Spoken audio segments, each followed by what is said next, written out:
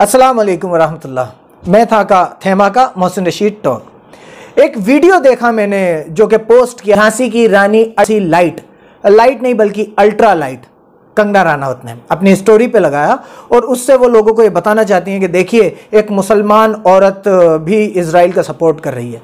और उस वीडियो में एक औरत है जो ऐसे वीडियो शुरू कर रही हैं, अस्सलाम वालेकुम दोस्तों ऐसे करके, और वो बताना चाह रही हैं कि क्यों और किन वजूहात से वो इजराइल को सपोर्ट कर रही हैं। अस्सलाम वालेकुम दोस्तों, ये वीडियो बनाने का रीज़न ये था कि मैंने ट्विटर पे जो अपने ओपिनियंस रखे हैं कि आई स्टैंड विद इजराइल, उस पे मुझे बहुत सारा बैकलैश मिला है। बहुत सारे लोग ये पूछ रहे हैं कि किस तरह की मुसलमान है जो फ़लस्तीनियों के साथ नहीं खड़ी है और कहती है कि आई स्टैंड विद इजराइल। दोस्तों, इसके बहुत रीजंस हैं। तो उन्होंने सबसे पहली बात जिससे मैं बहुत मुतासिर हुआ, जिससे मुझे रास्ता दिखा, वो उन्होंने कही कि मैं हिस्ट्री में गई। तो मुझे लगा भाई हिस्ट्री में तो जाना चाहिए, तो मैं इनकी हिस्ट्री में गया। तो जानिए आप इनकी हिस्ट्री में क्या मिला। इनका बेसिकली नाम है जो ये सर्कुलेट कर रही हैं यूट्यूब चैनल्स और फेसबुक के थ्रू, याना मीर। मतलब लोगों को लगे कि यार बहुत मीर ख़ानदान से हैं, कश्मीर की हैं तो बहुत बड़ी मुसलमान होंगी। असल में जो आजकल ट्रेंड चल रहा है, जैसे वो एक काजल हिंदुस्तानी औरत है, दूसरी औरत ये हैं, इन लोगों को अपने नामों से परेशानी है। इनके माँ बाप ने इनका नाम रखा सुहानी याना मीर चंदानी। ये मीर चंदानी है, लेकिन इन्होंने पहले तो सुहाना को उड़ा दिया, उसके बाद इन्होंने याना मीर चंदानी चलाया थोड़े दिन तक, उसके बाद इन्होंने आखिर के चंदानी को भी उड़ा दिया। अब ये अपने आप को रिफ्लेक्ट कराती हैं याना मीर के नाम से। तो ऐसा लगता है भाई बहुत ही दीनदार और ऐसे मुसल्ला बांध के बैठी हैं कि बहुत कोई तगड़ी मुसलमान लड़की है जो फैक्ट्स की वजह से इजराइल को सपोर्ट करती है। तो जब मैं इनकी हिस्ट्री में गया तो मुझे मिला इंडिया टुडे का एक आर्टिकल। तो इनकी बातों की बात तो बाद में करेंगे, पहले इनकी शख्सियत पे बात करते हैं। तो इनकी शख्सियत जब मैंने जानी, इंडिया टुडे का एक आर्टिकल है उससे पता चला, तो ये कश्मीर के सोनमर्ग से ताल्लुक रखती हैं, लेकिन इनको थोड़ा सा दम भी निकलता है इनका, इसलिए अपनी आइडेंटिटी इतनी आसानी से रिवील नहीं करती। वहाँ के लोग थोड़े से अलग हैं, दीन के खिलाफ, इस्लाम के खिलाफ बोलने पे वो अल्लाह जाने क्या कर जाए, तो दम ज़रूर निकलता है इनका। ऐसी बात नहीं है कि बिल्कुल ही डरती नहीं, दम निकलता है। तो इसलिए इन्होंने इंडिया टुडे से कहा कि सिक्योरिटी रीजंस की वजह से मेरी आइडेंटिटी रिवील ना करें, उतना ही बताएं जितना ज़रूरी है। ठीक है साहब। उसके बाद बड़ी बात जो समझ में आई, बहुत हैरान कर देने वाली, वो ये है, जो आपको भी हैरान करेगी, वो ये है कि ये इधर तो वीडियो शुरू कर रही हैं अस्सलाम वालेकुम दोस्तों ऐसे करके, और दूसरी तरफ ये खुद जाके और मंदिरों में ढोक भी दे रही हैं। दोस्तों, शिवाजी पार्क में एक छोटा सा मिनी सिद्धिविनायक टेम्पल भी है, आइए हम उसके दर्शन करते हैं। This way.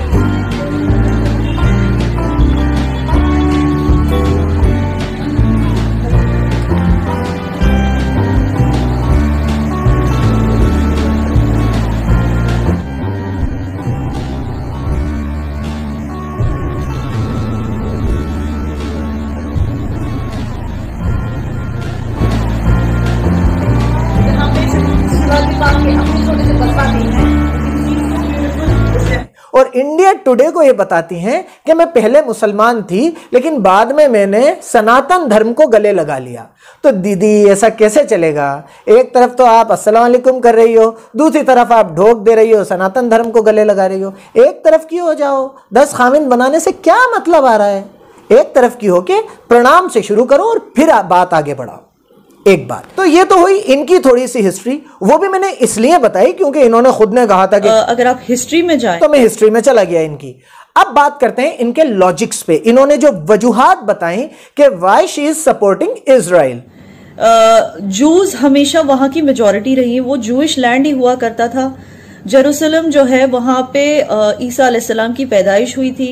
ईसा अलैहिस्सलाम जिसको क्रिश्चियंस जीसस क्राइस्ट कहते हैं, वो उनके पेरेंट्स भी जूइश थे, वो खुद भी जूइश थे, और जिस कम्युनिटी में वो पैदा हुए थे वो भी जूइश थे, और पूरी दुनिया को ये बात पता है कि उनकी पैदाइश जेरूसलम की है। तो दीदी आप फिर गलत बोल गए। ईसा अलैहिस्सलाम यहूदी नहीं थे। ईसा अलैहिस्सलाम पैदा ही ईमान और नबूवत के साथ हुए थे। थोड़ी सी कुरान आपके माँ बाप आपको पढ़ा देते तो आज यूं जलील नहीं होती ना। ईसा अलैहिस्सलाम अकेले ऐसे नबी हैं जो बोलते हुए पैदा हुए थे, 2 दिन के बच्चे थे और बोला करते थे। तो वो यहूदी नहीं थे, वो दीन की दावत के साथ, इस्लाम के साथ पैदा हुए थे। और उनकी माँ बीबी मरियम बिना बाप के पैदा करने वाली माँ थी। अल्लाह ने उनके रहम में ईसा अलैहिस्सलाम को फूंका था। अल्लाह ने ईसा अलैहिस्सलाम उनको इनायत किए थे, उनको किसी मर्द ने हाथ नहीं लगाया था। तो पेरेंट्स मत कहिए, उनकी सिर्फ मदर थी। तो ये थोड़े से अपने फैक्ट सही कीजिए। तीसरी बात, आपने कहा कि वो ज्यूइश थे। ये जहालत भरी बात है, वो ज्यूइश थे ही नहीं, कहीं से ये साबित नहीं है कि वो ज्यूइश थे। उनको मानने वाले ये मानते हैं कि वो क्रिश्चियन थे। यहूदियों का ये मानना है और ईसाइयों का ये मानना है कि यहूदियों ने तो उन्हें सलीब पे चढ़ा दिया था, जबकि ऐसा हुआ नहीं था। ईसा अलैहिस्सलाम सलीब पे नहीं चढ़े थे, उनकी जैसी शक्ल का दिखने वाला आदमी सलीब। लेकिन ये एक अलग बहस है, अपन इस पे नहीं जाते, अपन इजराइल और फिलिस्तीन पे रहते हैं। तो आपने ये कहा कि कुरान ये कहता है कि वो तो ऐसे ऐसे थे, तो ये बात गलत है। एक बात आपने कहा कि पैलेस्टाइन तो नाम ही मॉडर्न है, तो इजराइल तो बहुत दखियानुसी नाम है। मतलब नाम मॉडर्न है तो उसका मुल्क नहीं हो सकता, उसका जमीन नहीं हो सकती। डेनमार्क भी नाम मॉडर्न है, यूनाइटेड स्टेट्स ऑफ अमेरिका बहुत मॉडर्न नाम है। तो आपको ये श्रीलंका और बांग्लादेश ऐसे नाम तो इधर ही मिलेंगे, उधर कहाँ से मिलेंगे? ये बात गलत है। आपका भी नाम मॉडर्न है, सुहानी, याना, मीर, चंदानी, तो आपके वजूद को झुटला दूं मैं? ऐसा नहीं चलेगा ना। अपन भारत कह के कोई चीज दे दें और इंडिया कह के छीन लें, ये नहीं, गलत बात है। लॉजिकल बात कीजिए। अल्लाह ने आपको सूरज शक्ल अच्छी दी है, वैसे आप पूरी कोशिश कर रही हैं कि इस सूरज शक्ल के बाद भी आप जहर लगने लगे, और आप अपनी बातों की वजह से इतनी जहर लग रही हैं कि आपकी ना आवाज कानों को भा रही है, ना आपकी शक्ल देखने का दिल चाह रहा है। वो आप माशाल्लाह आप अपनी कोशिश में कामयाब हो गई, आप कतई जहर लग रही हैं। तो इसके आगे अपन बढ़े कि जो टेम्पल माउंट है जूस का, उसका जिक्र कुरान पाक में भी किया गया है, उसका जिक्र कई सारे मुस्लिम स्कॉलर्स ने अपनी पब्लिकेशंस में भी किया है। तो ये एक और एविडेंस है कि पहले से वहां पे जूस की सेटलमेंट्स पहले से थी, वो जूइश लैंड ही है। आपने कहा कि इसका तो कुरान में जिक्र है कि हमने ये जमीन यहूदियों को दी है और ये हमेशा से यहूदियों की है, तो इसका ये एविडेंस है। मुझे बहुत अच्छा लगा कि आपने कुरान की बात को एविडेंस माना। तो मैं आपको कुरान की 2-3 बातें और बता देता हूं। अगर बात करें गुंबद-उस-सगरा, मतलब वो जो टॉम्ब है उसकी, तो कुरान फरमाता है कि सुलेमान अलैहिस्सलाम ने उस गुंबद-उस-सगरा की तामीर की है। सुलेमान अलैहिस्सलाम ने, उनसे पहले दाऊद अलैहिस्सलाम ने, और सुलेमान अलैहिस्सलाम के ज़माने में वो कंप्लीट हुई है। वो बनाया हुआ ही मुसलमानों का है। और अगर हम और हिस्ट्री में जाएं, जो कि आपका ही सेंटेंस है, आपका ही लॉजिक है, अगर हम और हिस्ट्री में जाएं तो सुलेमान अलैहिस्सलाम से पहले दाऊद अलैहिस्सलाम थे, उनकी हुकूमत थी। सुलेमान अलैहिस्सलाम की हुकूमत तो पूरी दुनिया के ऊपर थी, तो असली वारिस तो हम हुए। उनसे पहले चले जाइए तो आखिर में जाके आदम अलैहिस्सलाम पे आप आ जाएंगी, और आदम अलैहिस्सलाम की हुकूमत पूरी दुनिया में थी। तो उसूलन तो ये सारी जो जमीन है तो ये सिर्फ अल्लाह की है, और इन पे मुसलमानों की हुकूमत रही है। तो हिस्ट्री में जितना जाएंगी ना परेशान हो जाएंगी। लगता है आपका हिस्ट्री से कोई अच्छा मोहब्बत वाला ताल्लुक नहीं है, इसलिए रहने दीजिए, इस तरफ जाइए मत, आप लॉजिक्स पे ही आके बात कीजिए। तीसरी बात आपने कही जो मुझे थोड़ी सी लॉजिकल लगी, तो उन्होंने रिस्पेक्टफुली 1990 का ओस्लो अकॉर्ड साइन किया, जिसमें उन्होंने गाजा पैलेस्टीनियन अथॉरिटीज को हैंड ओवर कर दिया, सिर्फ उन फलस्तीनी मुसलमानों की रिस्पेक्ट करते हुए जो वहां पे रहते। वहां पे जूस भी रहते थे, मगर उन्होंने कहा कि कोई बात नहीं, हम इसको पैलेस्टीन को हैंड ओवर कर देंगे। ये 1990 के ओस्लो अकॉर्ड में ये बात इसमें जारी होती है कि ओस्लो अकॉर्ड के मुताबिक बेचारे फिलिस्तीनियों को इजरायलियों ने यह दे दिया था कि लो चलो ठीक है, कोई बात नहीं, तुम ले लो। ऐसा हुआ था? अरे यार, मुझे तो पता ही नहीं था। लेकिन मुझे एक बात पता है जो आपको पता नहीं है। ओस्लो अकॉर्ड में यासिर अराफात और इजराइल के प्राइम मिनिस्टर वो इस बात पे राजी हो गए थे कि हाँ भाई, इसका एक पीसफुली सॉल्यूशन निकाल लेते हैं। लेकिन आपको पता है ओस्लो अकॉर्ड तोड़ा किसने? दीदी आपको ये तो बताया नहीं ना, जिन्होंने आपको ये सब फीड किया उन्होंने आपको ये बताया नहीं। ओस्लो अकॉर्ड जिस इजरायली अथॉरिटी ने, जिस प्राइम मिनिस्टर प्रेसिडेंट ने साइन किया था, उसको खुद इजरायलियों ने, उन यहूदियों ने के गोली मार दी थी कि तू शांति की बात कैसे करके आया। उनका असैसिनेशन हुआ था, और ये तोड़ा जो था ये यहूदियों ने तोड़ा था अपने ही प्राइम मिनिस्टर के गोली मार के। ये तो आपने बताया नहीं कि आपकी तो हिम्मत की तो मैं दाद देता हूं, आप यहीं नहीं रुकी। इसके बाद आपने कहा कि इजरायलियों ने उसको जीत लिया था। तो दीदी कोई बात नहीं, इजरायलियों ने जीत लिया था तो उससे पहले मुसलमानों ने भी तो जीत लिया होगा, या चलिए इजरायलियों ने उस वक्त जीत लिया था तो अब फिलिस्तीनी जीतने की कोशिश कर रहे हैं, क्या बुरा है इसमें? मतलब इजरायली तो जीतने की कोशिश करें और फिलिस्तीनी जीतने की कोशिश नहीं करें, ऐसा मतलब ऐसा कैसे चलेगा दीदी? उसके बाद आप यहीं नहीं रुकी, आप आई हमास पे। मैं आपको क्लियरली बता दूं दोस्तों, हमास जो टेररिस्ट ऑर्गेनाइजेशन उसको क्यों कहा जाता है, क्योंकि उनकी बुनियाद ही है जूस की नफरत। ये ऑर्गेनाइजेशन बनी है जूस की नफरत पे। इन्होंने इलेक्शंस जीते हैं जूस के खिलाफ नफरत को प्रोपगेट करके।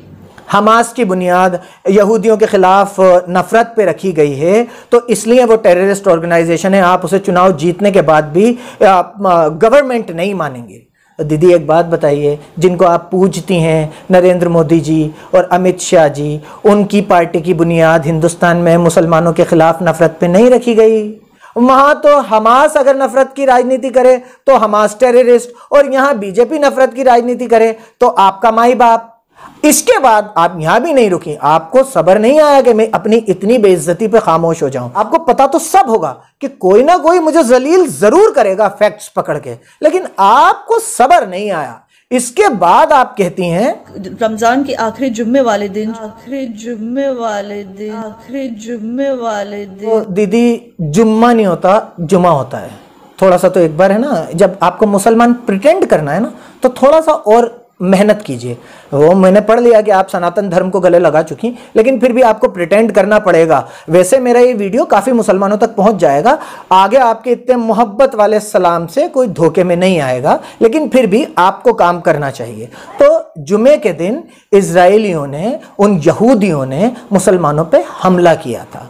एक भी वीडियो ऐसा नहीं है जिसमें पहले जो वहां पर नमाजी थे उन्होंने हमला किया। आपने कहा कि अरब नेशंस बहुत सारे ऐसे हैं जो इजराइल के साथ खड़े हैं, तो दीदी कुछ भी हो, पूरी दुनिया इजराइल के साथ खड़ी हो, हम अकेले भी होंगे ना, हम 3 भी होंगे, 313 भी होंगे, तो भी हम फिलिस्तीन के साथ और मस्जिद अक्सा की हिफाजत में खड़े रहेंगे।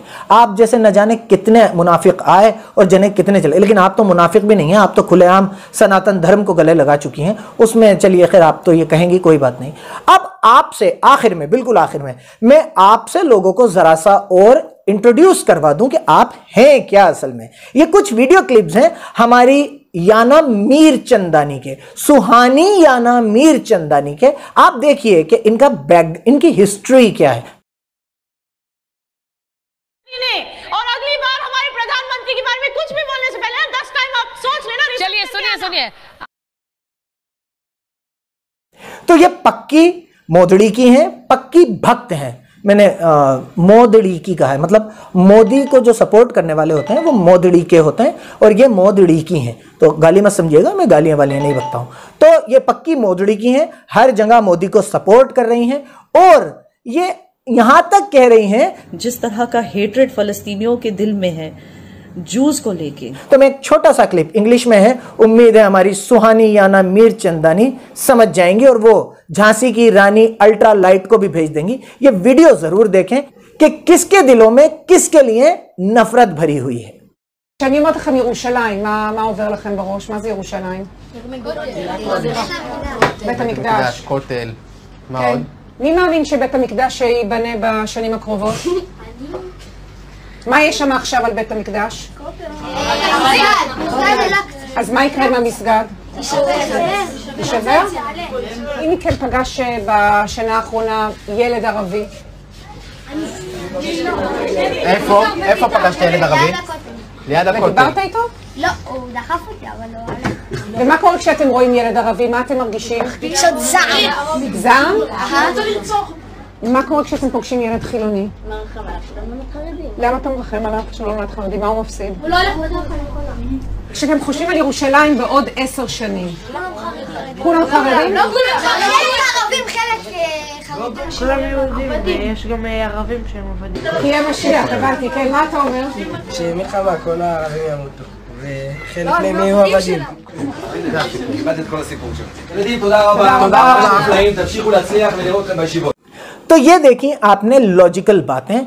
और जैसा कि आपको पता है, मैंने काजल हिंदुस्तानी जी से भी एक बात करी थी लास्ट में, मैं इनसे भी एक बात कहना चाहता हूं ताकि कल को आगे इनके वीडियोस अच्छे बने।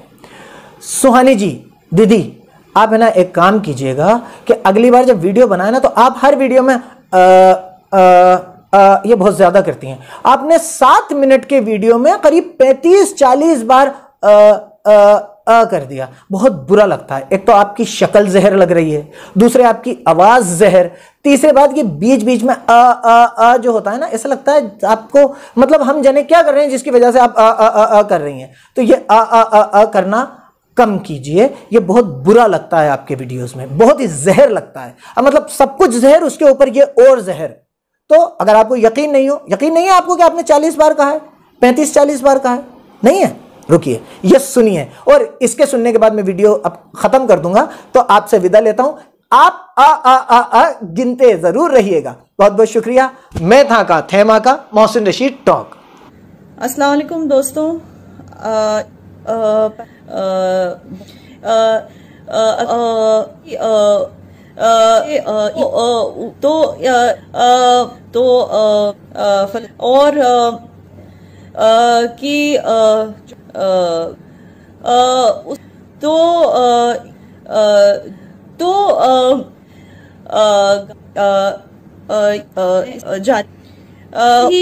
वहाँ पे हर एक office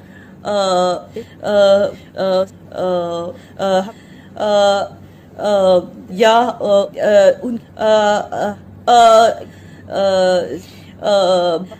thank you for watching.